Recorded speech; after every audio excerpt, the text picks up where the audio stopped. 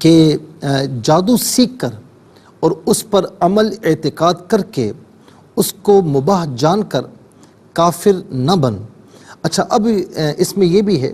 کہ یہ آزمائش کے لیے نازل ہوا تھا، جس طریقے سے سورہ بقرہ کی اگر آیت نمبر آپ 102 اٹھا کر دیکھیں، جس میں وَاتَّبَعُوا مَا تَتْلُو الشَّيَاطِينُ عَلَىٰ مُلْكِ سُلَيْمَانَ، اس پر دیکھیں اور اس کا مطالعہ کریں تو آپ کو بات سمجھ میں آ جائے گی۔ اچھا، یہ آزمائش کے لیے نازل ہوا، جو اس کو سیکھ کر اس پر عمل کرے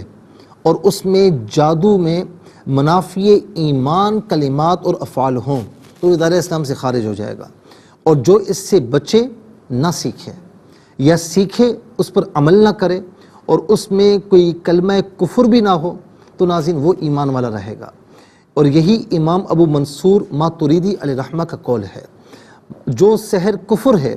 اس کا عامل اگر مرد ہے تو ناظرین اگر وہ کرتا ہے اور دنیا والوں کو تکلیف میں مبتلا کرتا ہے، لوگ جادو بھی کرواتے ہیں نا، پیسے دی جادو کروا دیا، تو فرمایا کہ وہ ایک تو یہ کہ دائرہ اسلام سے بھی خارج ہے کہ اس میں کلمات کفریہ بھی ہیں، اور اگر وہ مرد ہے تو اس سے پھر سلطان اسلام کو حکم ہے کہ اسے پھر قتل کر دے، کیونکہ یہ اتنا کبھی جرم ہے۔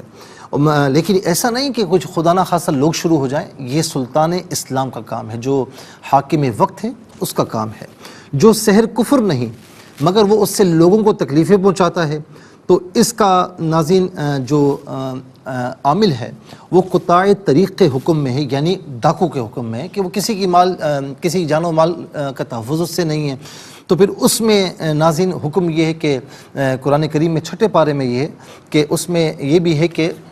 یا تو اس یعنی اب وہ سلطان اسلام پر موقوف ہے کہ وہ اسے قید کرتا ہے یا اسے جو ہے وہ کوئی سزا دیتا ہے یا جلا وطن کرتا ہے یا سولی پر چڑھاتا ہے، تو یہ اب حاکم اسلام پر موقوف ہے کہ اس کا جرم کس قدر ہے تو اس قدر اسے پھر وہ سزا دے گا۔